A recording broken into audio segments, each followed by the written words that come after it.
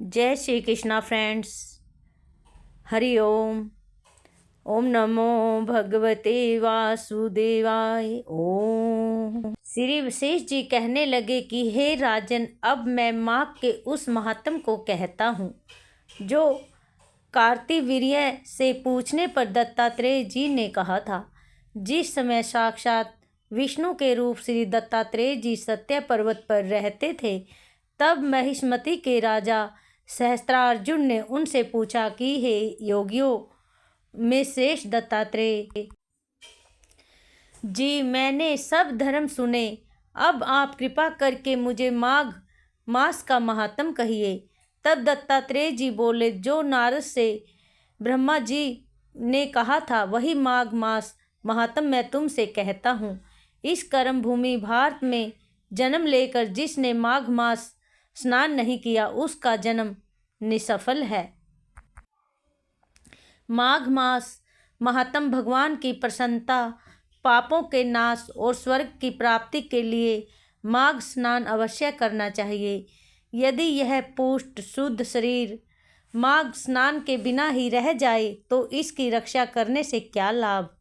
जल में बुलबुले के समान, मक्खी जैसे तुच्छ जंतु के समान यह शरीर माघ स्नान के बिना मरण समान है। विष्णु भगवान की पूजा न करने वाला ब्राह्मण, बिना दक्षिणा के श्राद्ध, ब्राह्मण रहित क्षेत्र, आचार रहित कुल, ये सब नाश के बराबर हैं। गर्व से धर्म का, क्रोध से तप का, गुरुजनों की सेवा न करने से स्त्री तथा ब्रह्मचारी, बिना जली अग्नि के हवन और बिना साक्षी के मुक्ति का नाश हो जाता है।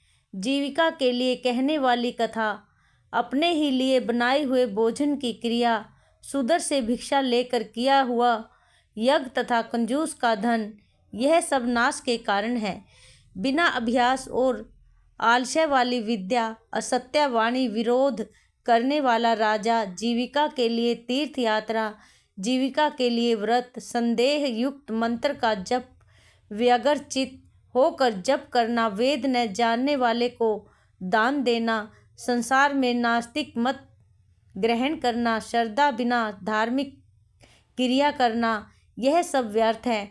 और जिस तरह दरिद्री का जीना व्यर्थ है, उसी तरह माघ स्नान के बिना मनुष्य का जीवन व्यर्थ है।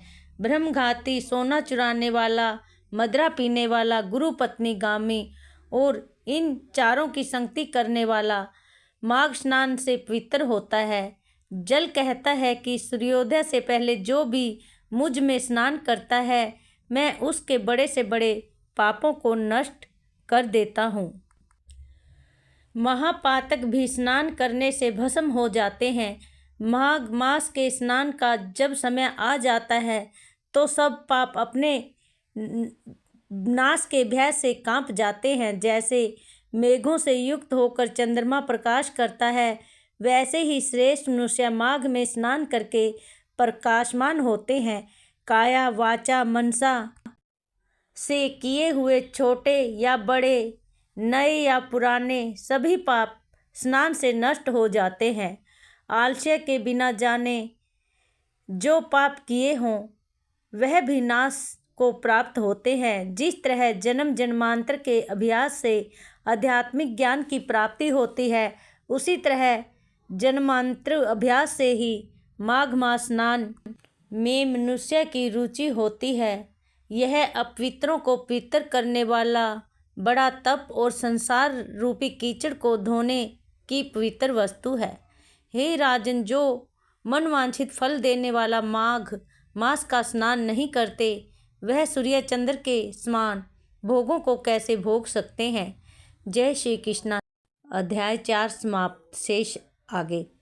ओम नमो भगवते वासुदेवाय। ओम नमो भगवते वासुदेवाय। हरि ओम।